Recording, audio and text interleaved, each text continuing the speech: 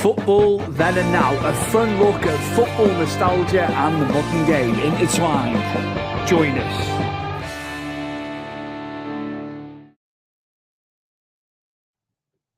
Welcome to episode 15 of Football Then and Now. We are on the Sports Social Podcast Network, Europe's biggest podcast network for sports. 450 podcasts and counting. And waiting in the wings is my co-host and cousin. He is back. It's Chris Hume. As we look at our players of the Premier League season, me and you could have picked 2 11s for this, but we've condensed it, haven't we? But yeah, go on. I'd just say it's quite hard, really. You know, I mean, obviously you can go through all that sort of the players that stood out, but then there's other players I think that don't get a mention, but should get a mention for stuff they've done in the season. You can say your Fodens and your Ollie Watkinses and and so on. But there's a bit of unsung heroes I think throughout the season that you could easily pull out. And I think you probably say we both could do it 11. I think you could do that about 2 times over. Absolutely. Now, people will get uppity, Chris. We know this, and that's fine. That's fine because there's going to be players we miss, right? Just let's reiterate this. We have had to condense it. Chris, I'm going to start with the goalkeepers because I'm with you. If we're going to base it on clean sheets, but also saves in Pickford's instance, obviously amazing. Could have made a case for Kaminsky at Luton, the amount of saves he made. Mm-hmm. There's a lot of good keepers, isn't there? But we'll start off with one of our own, Jordan Pickford, who does split opinion, Chris. There's no two ways about it.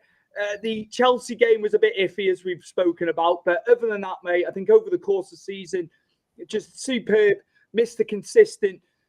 If we'd had another keeper in goal, mate, I think we would have struggled. I know, obviously, Tarkowski and Branthwaite have been superb at the back as well. But yeah, just Jordan Pickford for you this season, mate. Well, you can see why he's got Player of the Year for our club, didn't he? He got that award, didn't he? Was it last week given by Sean Dyche? But you can see why. You probably could make an argument for Jordan Pickford probably the last couple of seasons for us in general, being the best player in our team. The amount of saves he pulls off. And I'm not talking about the kind of saves you expect goalkeepers to make. Well, I'm talking about saves where goalkeepers aren't supposed to make. And Jordan Pickford is extremely consistent. Yeah, as you say about Chelsea, the Chelsea game was just, obviously one of them sort of booby games, wasn't it? But I think, if you look at it as a whole, the whole team didn't perform. And, Jordan can't save everything. Absolutely. But, he is a vital part of our team. He's a vital part of Everton. He spurs everything on. And I think, when you're under the cosh or we're trying to hold that 1-0 lead down and everything's getting thrown at us, you don't necessarily worry too much in a case of that he will pull something off. Obviously, we do concede goals. It's not like he's unbeatable. But I feel like he can save, let's say, 6 times out of 10. He will make a good enough save that would keep us in the game or, winning a game. He's a captain, wasn't he? Vice captain last season. It says a lot, really, I think goalkeepers this day and age to be a captain. Because I know it was back in the early 2000s, 90s, keepers were captains. But as you see, obviously it progresses onto the league now. The central midfielders and stuff sort of get that role, don't they? Or defenders. But he's a leader, and I think he pushes us on. And I think when he makes a terrific save, let's say, for example, that one against Chris Wood, Nottingham Forest, when we played him at home, and he didn't know too much about it, but he made himself big and threw himself at it. That could have gone. That probably would have gone in, let's say, 8 times out of 10. But that's the type of keeper he is. And I get why you say he's getting stick because, there's a lot of players say, a lot of fans call him T-Rex, don't they? And what have you. But I bet you when he plays for England in the Euros and they're at a penalty shootout. Now, let's now remember, Stu, how good Pickford is on the penalty shootout. They'll all be cheering him then. Thing is, mate, I just look at it. Well, he walks into any team practically in that league anyway. They can slate him. You look at the keepers England have got available. Southgate people moan about Southgate's selections in other areas, but he's stayed true to him, hasn't he? And I mean, there's a lot of depth in terms of goalkeepers, in the English side. Obviously, again, he's our top earner at the club now with Gomez gone, isn't he? And I think the big thing, the underlying thing here is loyalty, because I think we felt a couple of times he could have gone, because the chips have been down, haven't they? Yeah. He stayed true. I won't dispute that. He bleeds blue. He's very loyal. 13 clean sheets, mate, in a team that was down there. We were struggling.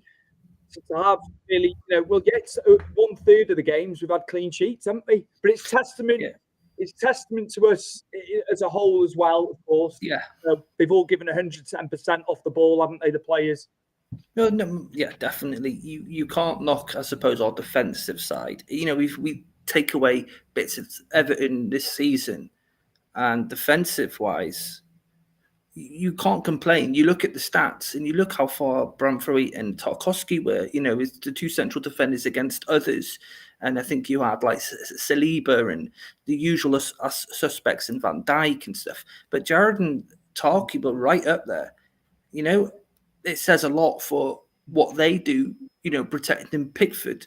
And when, God forbid, someone does get past, you do feel like, Pickford can make that important save. But yes, he can be beaten, but it's not as nervous per se. When Everton are playing poor, I think we both know how that goes anyway. Yeah, of course. But I just think he's been terrific, and I don't think he gets enough accolades from other teams or Sky Sports News or wherever they're sort of, they're talking about goalkeepers, and I think he's very much dismissed all the time. And it frustrates me because I think he's better than the majority of the keepers, I'd say, in the Premier League and Europe. And it's not being biased because he's an Everton goalkeeper. Nick Pope, right, he's been injured, hasn't he, obviously? Yeah, consistent. Nick Pope can't get in as number one at England, and he's really good. He is. Ramsdale, I know he's been out of it a little bit. Raya has made that his own. Again, I think it's testament. Southgate will get slated. Oh, he sticks to the same players. They're not in form. I will not have anything said about him selecting Pickford. He's been very good to Pickford, and I think he's done a lot internationally. Chris, should we move on to an attacker, or would you like to talk about David Raya? Maybe give it David Raya, a quick one, because I think he is also, Stuart, has been right up there as one of the probably best goalkeepers next to Pickford. Probably better in a way because he had more clean sheets, and yes, okay, he's playing for Arsenal, so they're going to get less. He's going to have a less shot at him. But I feel like Arsenal have stepped up, having someone like David Raya in goal for them more than Ramsdale. I think Ramsdale made the odd mistakes here and there, didn't he? When I think Raya's been solid, and I think obviously I think they probably will sign him in the summer, won't they? I think they'll trigger the obligation. I think it's an obligation or something along those lines when they got him on loan. But he's absolutely solid, and Arsenal needed that. And Arsenal before, Seaman, Lehmann, they've always had solid goalkeepers, but after that, they really haven't had a solid goalkeeper, have they? A consistent one, and I think Raya has been ultra perfect for them. And I mean, you have to give him, his props because he's been so good for them. But Arsenal as a whole have had a really good season, but he's one of the jigsaws this season has pushed him up. His reliability. Absolutely. He had a couple of mistakes actually early on. I thought Ramsdale's getting back in here. As the season went on, consistent. As you say, you're only as good as your back line though as well. Take it out of there. Saliba and Gabriel have been absolutely amazing. They really have. Again, Arsenal, I don't know what they need to do to win that league, mate. Because you look at it, is it a case of a striker, but then Havertz came in and did it, didn't he, as a false nine for a lot of it? But defensively, they've been consistent, and they've got goals from the back, haven't they? And I'll move on. I know what you mean. I think Arsenal do need a Haaland type scorer. I'm not saying a type of player because he's a 1 in a million type of players. Like Victor Osimhen, who is in Napoli and looks like he'll probably leave this summer if he can sort his injuries out. that's a perfect signing for Arsenal if they can get hold of him. They're all strikers out there, I think, that fit Arteta's game plan and the way he plays. But if they can find someone who bangs the goals in, I think City, Liverpool, let's ignore United and Chelsea's at the moment, probably maybe Spurs, because I think them three run away anyway next season. But I think that pushes them more and gives City something to think about, unless they go and blow everyone out of the water this summer and buy someone, amazing. It's millimeters, mate. I don't want to make it about the title race. It's no, of course, it's done now, isn't it? Over a 38-game season, they blew it. They blew it last April, Arsenal, and then they've gone right down to the bloody wire, haven't they? But again, and we took them. We had a good go, last week, previous weekend, didn't we? We really did. Yeah, to be fair. Well, I don't really want to bring it up. But no. I do tend to think we got screwed with the second goal Arsenal scored, because it was a clear handball. I don't understand how that was given. We don't want to be sour because it's Everton, but we will be. But, well, I think Wolves fans will probably agree, because they've had probably the worst VR sort of situation scenarios throughout the season. Right. But I'm sorry, but if that was a clear handball, and it's a clear that Jesus moved his flipping elbow towards the ball to get it past Tarkowski, and the fact that the VR said offside but told Mike Oliver to go and have a look, and he okayed it. You know what I mean? If that had something riding on it, can you imagine the uproar? Absolutely. I'm going to move into the midfield here. Come back to the defenders. I'm going to mix it up a little bit because I think people will be looking for certain ones. A guy, mate, arguably that you could say is the player of the season. 27 league goals, 11 assists. 27 goals in all comps. Sorry, I get me facts straight. And 11 assists for this man, Phil Foden. Chris, fantastic. Come off the left. He'll come in centrally in the number 10 as well. You'd argue England have got probably the strongest team in the Euros with him in it, and the others, of course. But yeah, your thoughts on Phil Foden's season, Chris, and fantastic stats, goals and assists, nearly 40 goal involvements this year. Incredible, really, isn't it? He's come on so much. You remember, let's say a couple of seasons ago when he couldn't even get a sniff in that City squad. He was unsure if Pep favoured him. Was he the guy, to replace David Silva? Even slot into where, when De Bruyne goes up a bit more behind the striker. But this season, Stuart, I think he's literally figured everything out that he needs to do and blown everyone out of the water.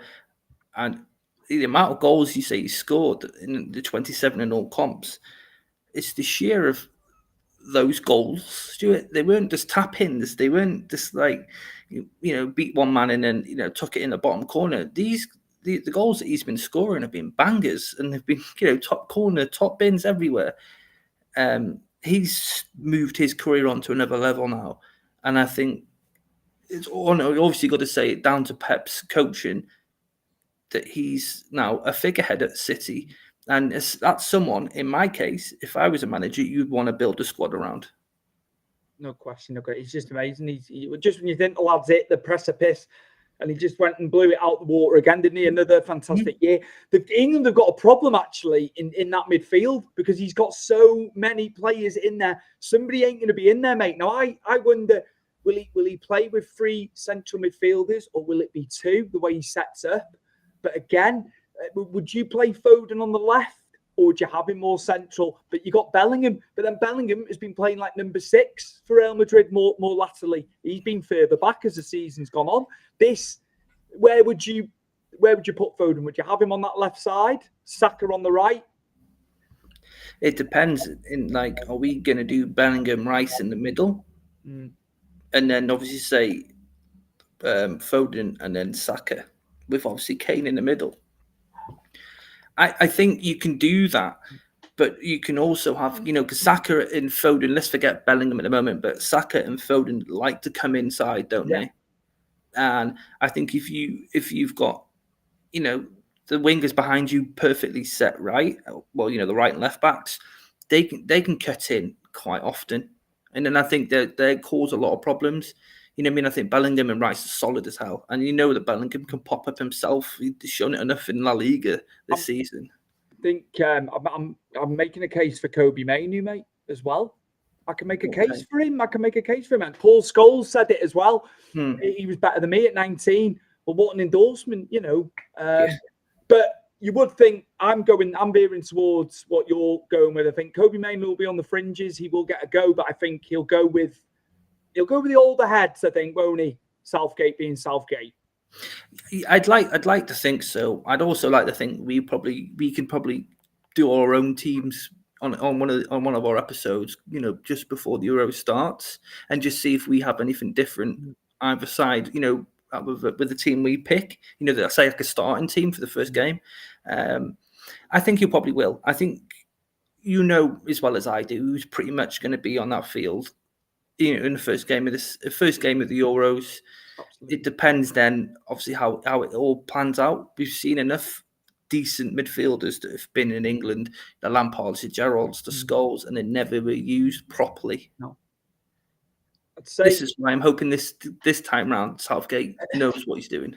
I absolutely, mate. I'm going to move on to Ollie Watkins because I know you want to make a special mention about Ollie Watkins. Fantastic season as well. Villa were balancing Europe.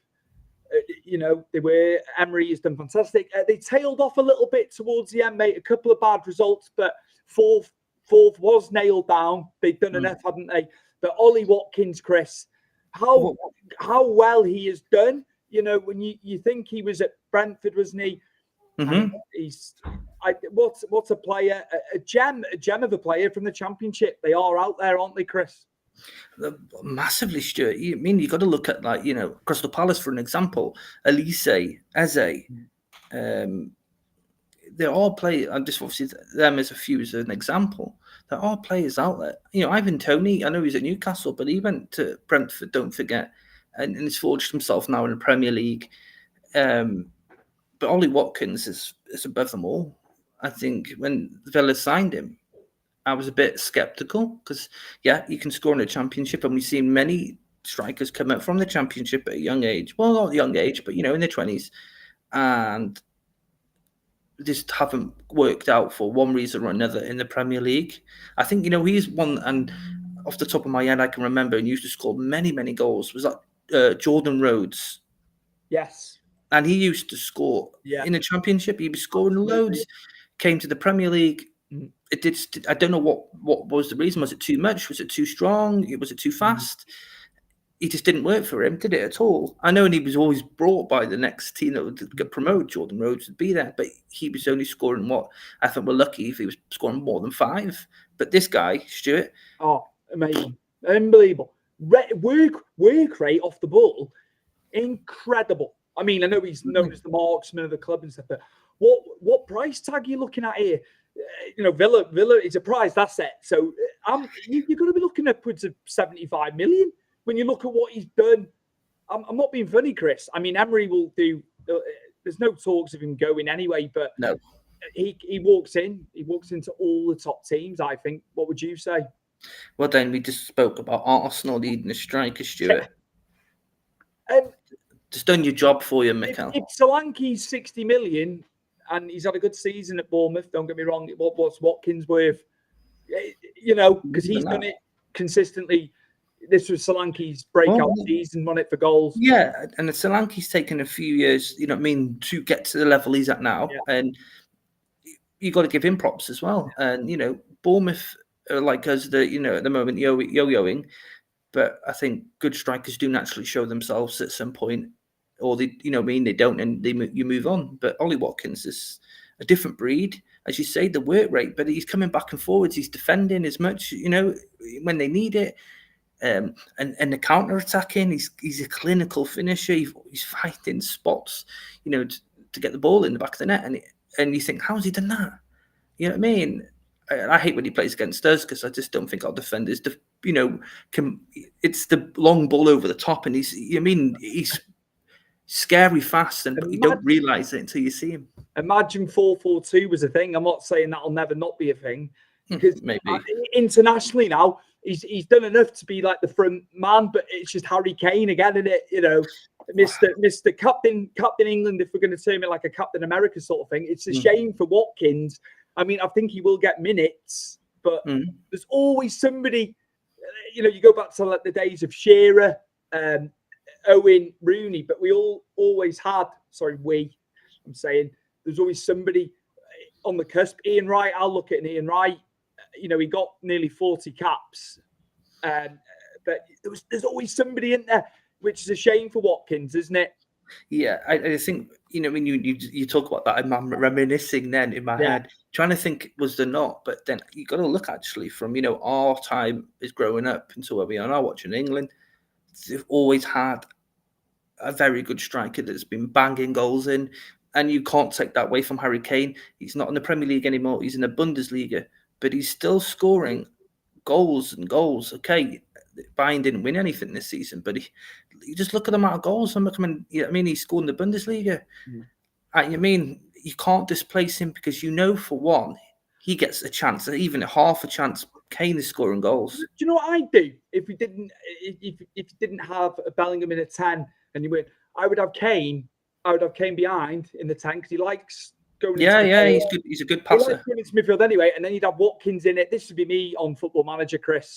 But then I'd be frigging conceding at the back. I'd be a bit woeful at the back. But I would have Kane in the 10 if they didn't have Bellingham or of the 10s, and then Watkins as the number 9. But they'd probably rotate on that anyway as the game went on because Watkins can do it as well. You could have Watkins off the wing as well, and have him cutting in. Absolutely, yeah. I'm in full agreement, mate. Sorry, mate. Carry on. No, I think you got to remember now. I don't know if you knew this, but when Gerrard was a manager of Aston Villa, he wanted Watkins out the door. So this is obviously what I've been told and what I've read, that he's going to get rid of Ollie Watkins. And you wonder why it didn't frigging work out. Well, yeah. He should have stayed at Rangers because, not to make it about Stevie G, Michael Beale set Rangers all the way back, and then Clement now is trying to sort it out. Gerrard should have stayed up in Scotland. Not to make it about him and management, because that's not what. Yeah, but I think the pull of the Premier League's the pull of the Premier League, isn't it? No matter what. Could you have Watkins out the door because he was playing well, and before he even was there. Do you know what I mean? I don't know what the reason was, because I remember we were sniffing around him that summer, but obviously we haven't got any money, have we? You know what I mean? No. But if we did, what a signing that would have been. No question. No, absolutely. I'm going to move on. Yeah, go ahead. One of our own, Chris, a guy that people are writing this guy off as well. I touted it as he's 75 million plus. You know what I'm talking about, mate. Yeah, Jared Bramthwaite, Chris, who, PSV, we've spoken about it previously on here. That was fantastic for him. But a lot of people have said we should have just played him.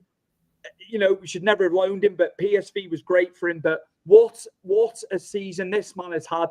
Barely put a foot wrong. There was a few little bits and bobs. He's young. He's learning. Yeah. We've said it as well. Further along than John Stones was at the same age. Do you agree with that? I still think the different types of defenders. Yeah. John Stones was very good on the ball, and you could see he was going to go somewhere other than staying with us. But he was very calm, wasn't he? He was very good on the ball. Jared Bramthwaite can use both feet, and I think that for a defender, and especially his quality, is something that a lot of teams don't have.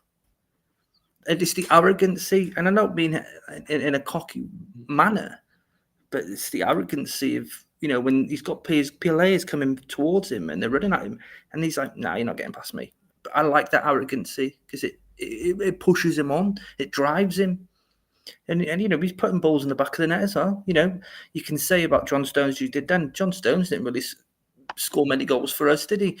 One goal against United.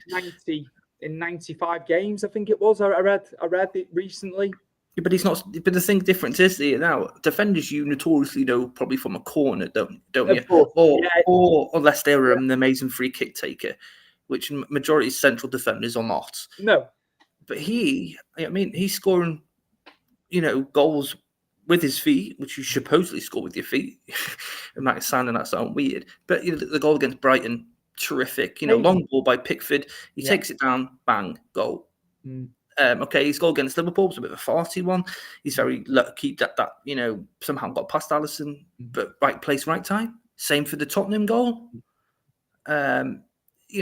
He's learning, as you say, because he's a young lad, and I think going to PSV and probably Marshall Brands is a big one for that. Our former director of football, he's the one who pulled him over to PSV, and I think that's the best thing that ever happened to him.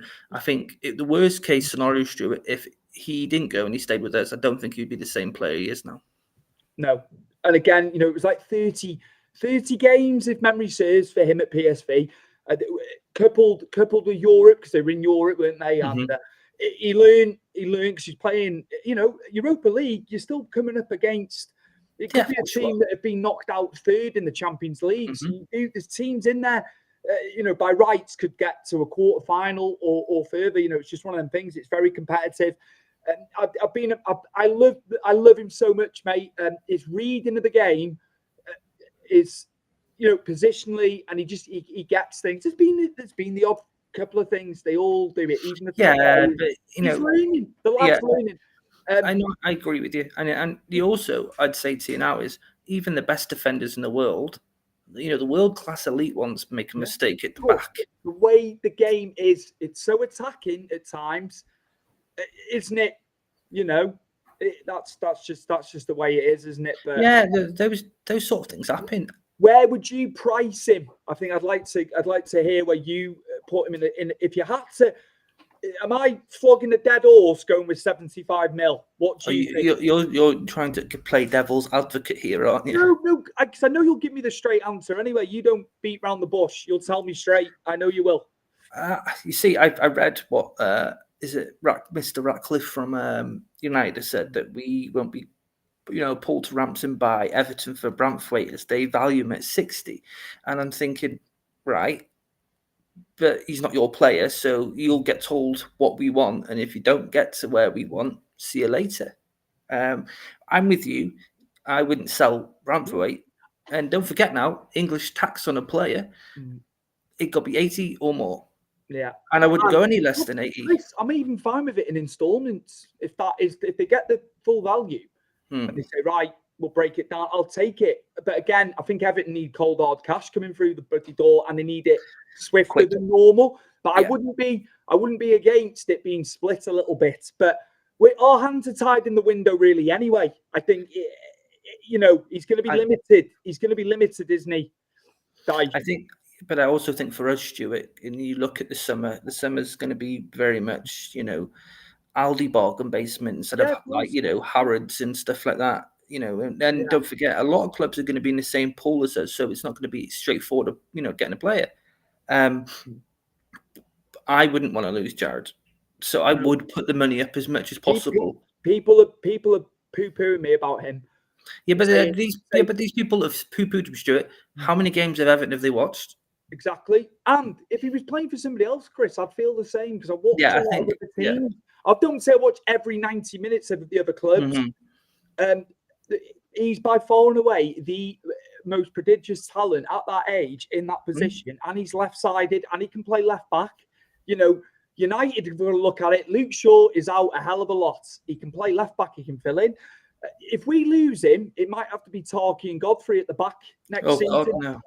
I know, but I get Jordan Gray somehow. Yeah. I like him. I think he'd be the next one in line for me. We're looking at cutting the age limit down, getting some players that we can get in and sell them on. I think Godfrey, when he did come in, he's done a job again. Pacey. I know. I totally understand what you're saying. He's better as a winger.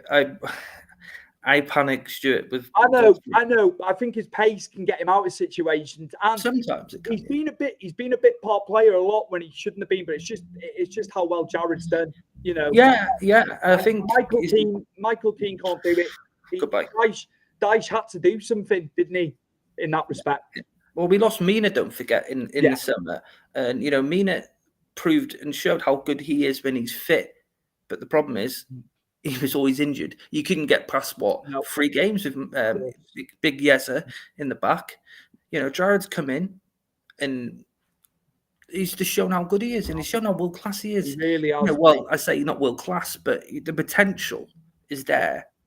I just think, whoever signs him, they're going to see what we see. Yeah, this is and it. they're gonna get the best of him. He walks into any of them teams, and he walks into some of the continental sides as well. I'll say it right now. I think give him his due. And inflation, I've stated this. So Stones went for 50 million, just under in the end. 49.5, wasn't it? Something exactly. Along those lines. It's inflation. Maguire, 75 million, overpriced, really. Mm-hmm. I'm not being funny, mate. We've all been hit by cost, and cost is every facet of life. He's 75 mil or upwards. 80, Stuart. I like it. I like it. If you can't pay 80 million or more for Branthwaite, sorry. Yeah. Michael Keane say you can have him for 5. Yeah. We'll have to play him as a striker, mate. Well, he can bang a goal, and absolutely. I don't know. I think for us, Stuart. Yeah. I'd lose an honour before I lose Jared. Yeah. I don't. An honour ain't got the final pass, and he's very. He wants to go anyway. I think he's ready to go. He's not. He's very raw. He's still very raw. He'll be world class though at some point. Will be. I totally agree. We're going to do quick fire now because we've got 3 more just that I want to pump in. Special mention. We've spoken about all 3 of these since we started the show in February. I'm going to go with Martin Odegaard and just how integral he's been. On the flip side of that, him and Rice centrally together, probably the best central midfield partnership for me.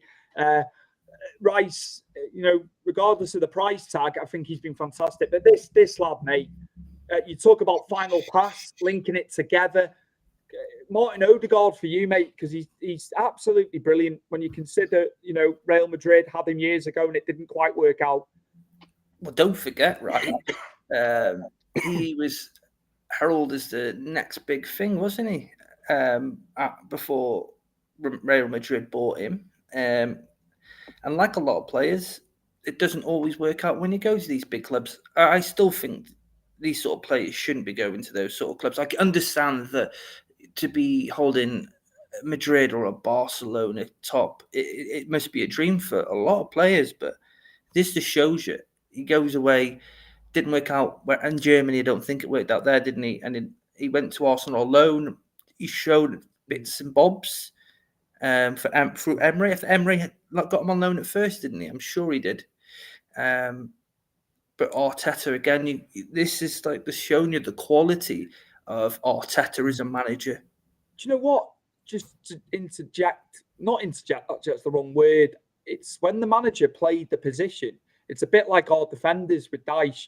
Arteta played in that position. Yes, he did. You get the best out of the players. I know there's more to it than that, and they're multifaceted as coaches. But Arteta played in that position. So who better to make you better? Sorry, mate, I jumped in. No, but that's an extremely good example. Yeah. Who would know better than us how good Arteta was when he played as more or less I'd say between a 10 and a 6, wasn't it? It did change a bit. Yeah. But don't forget Arteta, fantastic passer, great for set pieces. Odegaard, next level now we're talking about, this new generation mixed with Arteta's knowledge of the position. He's just gone up again. There's another player that's just gone up levels. And he's a scary guy. And when we played him, when we were there, when we watched Arsenal at Goodison, and I was watching him, and the amount of forward plays he makes and the passes you just don't see coming. And you saw it the last game of the season when he was getting those balls behind the defenders and they were breaking in on the left, on all the right side of us. Yeah. Because of Odegaard's, I like to call them cheeky passes, because he breaks the defence straight away with these sort of forward through balls. Sorry. And and it causes a big cluster then, doesn't it? Because you're crapping your pants because they just got in behind you. Yeah. But, his ways, he controls the ball, he manipulates the ball so well, and he can pass it. And like you say, Arteta's the man right there that can say, yeah, job well done. Yeah, of course. But he's not. You look at Arsenal now, and last season. And many people don't forget we're calling for Arteta's head at Arsenal. Yes, he and I think lost only the first 3 games. Me and you were the only ones I spoke to that were saying no, keep. Yeah, I think he'll be. It'll be all right, sort of thing. Look, yeah. That's the barometer. That's the measuring stick where managers get sat left and right. A lot of the time, it's done too soon, isn't it? Especially top managers. You're seeing it now, aren't you? Very quick to get rid of people. Rodri, just quickly because we've spoken about him. Yeah. Again, a player that walks into any team, admired in the same sense as Odegaard is by other fans of other clubs, of course. But Rodri, Chris, I know we've spoken about him a lot. Just calmness. He can do that holding role on his own at times, can't he? He'll pass it. He'll get him out of trouble. He'll dispossess the players that are coming at him. And goals. There's been goals with it as well, Chris. He's he can put 1 or 2 in college shirt. Just amazing, Chris. So yeah, Rodri for you, mate. Quickly. Yeah, please. Just 2 simple words for his position now. Yeah, the master. Yeah. That you can like Claude Makelele was back in the day for Chelsea, Real Madrid, was the master of his position, and Rodri again is a next evolution of that. Where Makelele didn't score many goals.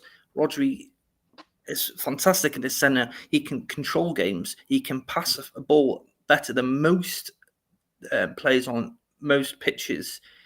And as you see, an eye for goal, and he doesn't score shit goals, does he? He scores bangers. Right time, right place, Stuart. Even at the last dying minute, he's there. A joy to watch because he makes it look. Yeah, absolutely. A job that can be quite scrappy in centre mid when you're trying to dispossess the other team, and makes it look fluid and nice. And he's big. You say big about friend to get around. Makelele was small in stature and could do it. I think now the game, the way it's evolved, there's a lot of bigger players. Upper body strength, which Makelele had. He was amazing. He was amazing. He's been a joy to watch, and again, the Premier League is held in such high esteem with players of his stature. He's come to the Premier League, and I don't really think I've ever watched him. Of course, some players have to acclimate to the Premier League because it's a completely different league to everything. But he's like we've spoke about a typical old school British CDM, but that can score now, because don't forget, back in the day they probably couldn't score, maybe the odd one here, but he's a master of everything, Stuart, and he can control that midfield on his own, as you just said. I'm looking forward to watching Spain with him in there. Now, Spain have got a lot of young players coming through at the same time, but he's a joy to watch. It'll be great watching him with his incisive passing. Absolutely. Chris, another man we've spoken about, dipped in and out. Just to close out the episode, Cole Palmer. Cole Palmer leaving City, he was getting games there, not every week, but he was getting goals there. And I thought, Chelsea, I didn't foresee that this lad was going to be so consistent. The top goal scorer, pushed Haaland all the way in domestic goals, didn't he? What a fantastic bit of business. I think, what was it, 40 million, Chris, for him? Yeah, that's cheap. I'd say that's cheap in this day and age. I think also you've got to give him props for looking out for himself and wanting to prove how much of a quality player he is. You also got to tip your hat to the Manchester City Academy, and it just shows you how far they are with a lot of players like Cole Palmer that are coming through that are just as good as everybody else. And I just got to sort of say for him, I'm glad he's done this. He could have sat at City. Excuse me. He could have sat at City and sat on the bench and had the playing time he was given by Pep. Doesn't naturally mean he was going to displace Foden or Bernardo Silva or Jack Grealish. He didn't. He bet on himself, and I think well done you, because you've proved everybody. Mr. Consistent again. You can make a case for him starting for England, because I think you're right. You could play him off the wing. Crazy what he's got. You'd say on paper they've got the best squad, England, but again, France, I like the look of France as well, Chris. But this guy, I didn't think he was going to score the amount of goals he did, and it carried on. Sometimes you're waiting for a dip, but he was consistent throughout. Him and Conor Gallagher over the season have been absolutely fantastic for them. Yeah, they're the two, I'd probably say, they're the only two standouts, I think, consistently for Chelsea this season. Them two are brilliant. And also, what's great is the British players. It's not, and this is no knock on foreign players, because I love watching them too. Cool. But it's always good to see our own. And it's becoming a thing again as well. They're becoming prevalent like many, many years ago. So it's great. And it's better for England over the course of this, Of course. I think they're given chances though, isn't it? They said this was St. George's Park being built, didn't they? Grassroots, academy level, it would be better. And I think, on another day, they would have won a couple of, trophies. They would have got the Euros. They would have got the World Cup. They've been right on it. Southgate gets it in the net, Chris. But I mean, he's been consistent. I know, without winning it, I think it's unjust. I think it's unjust sometimes. I'd take people's opinion though, Chris. About selections. But I think you could argue probably with a lot of English managers that have come in and high quality ones, don't forget as well, and have had their favourites. I think every manager, international to club level, have their favourites, and we all have an opinion. And I'll argue with you. Well, I'll have my testament to certain players at Everton when we WhatsApp before the game, and I'll tell you, why is he playing him?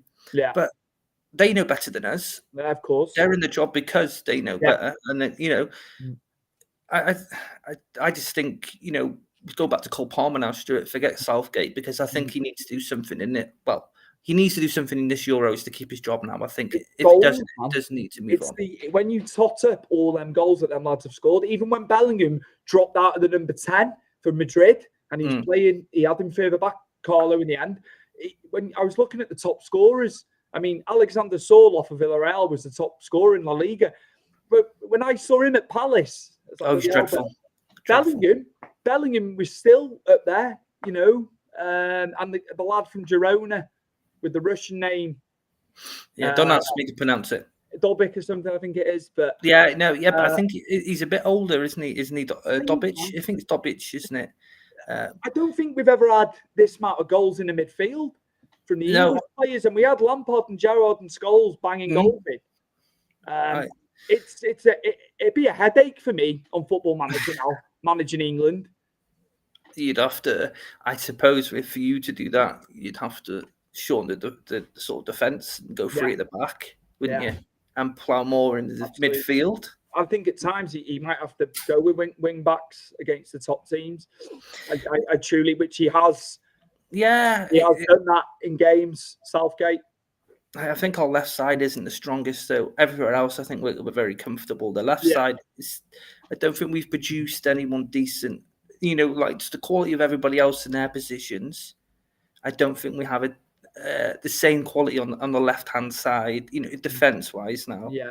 And Kyle Walker's getting a bit on, but Kyle Walker can still do a very good job. Considering Bayern Munich were knocking on the door. Yeah. He's had a very good season again. He's so pacey. And you need him against someone like Mbappe. Yeah, he's been so good there. He's good at Spurs as well. He's very good. Chris, socials for me, please. Just quick where we can be found. Yeah, you can find us at Football Then Now at X, Twitter, however you want to say it. You can find us on Instagram at Football Then and Now. You can find us on Facebook. And the same, Football Then and Now. And also you can find us on YouTube, Football Then and Now. And also we are on every audio platform that is available to man and woman. You can find us there. You can find us pretty much everywhere now. Sports Social. You can always go on their website. All our episodes are on there as well. And you can stream them off there. A fantastic platform that is when you look at the caliber of podcasts, and they keep getting stronger and stronger, and they've been really good to us. They really have. They do a great job of this, and if you need to get hold of them, the people there. Oh, they've been good. I totally agree, Stuart. I think they are really, really good, and they help people like us who wanna sort of, have an opinion, and they give you the platform. I think we both can say, thank you, to Sports Social for being, great with us. I do have one more thing to say. Go on, mate. And I did say this to a guy, Stuart, you might know that, created the Entourage TV show. Yes. I was speaking to Doug Ellen. If no one knows who Doug Ellen is, he wrote Entourage, the TV show, and the movie. And I was speaking to him, and he's just started a new podcast. And I said I'd shout out for him. And you can find that. Type in Doug Allen on audio, and you will find his new podcast all on there. Well plugged from there. You'll appreciate that. This has been episode 15 of Football Then and Now. Our players of the Premier League season could have done more, could have easily done more. I know people will be in the comments, Chris, because we missed people off, but we appreciate there were so many. We could have gone 30, 35, 40 players probably quite easy, but we've got to keep it concise. We don't want to go past the hour mark. It's been great. And we get into Euro 2024 very soon. The friendlies are next week, building up. So that'll be good. I know England have got Bosnia and Herzegovina. Scotland against Gibraltar. I'm not getting that, and that's no disrespect to Gibraltar. But maybe it's just a good positive to whack a team, isn't it? And then trying to mirror a team that you're playing in the group. I know. Bosnia are like Serbia, but I digress, Chris, because it'll go far-fangled this, and it'll be too long. But all the best to Scotland in the tournament as well, because it's been 26 years since they were last in the tournament. World Cup 1998. So again, I want the Scots to do well. Yeah, it'd be nice. It'd be nice if we had every all them in the competition. We saw it with Northern Ireland in Wales and Republic of Ireland. They're in it. In 2004. No, 2004. 2000. I can't remember. You know which one I'm talking about, anyway. I do. But they were amazing. The Irish bring the party, and it'd be lovely to get everybody in a competition. 5 nations could get in, mate. That'd be great. Amazing. I'm sure it could happen. Some are struggling a little bit. Others are in transition, trying to get it balanced. But yeah, this has been episode 15 of Football Then and Now. And we'll be back very, very soon for episode 16, Chris. I'm sure we'll have topics. We've got topics plenty coming up. But yeah, it's been great. Thank you so much, everybody. And we'll see you very, very soon. See ya.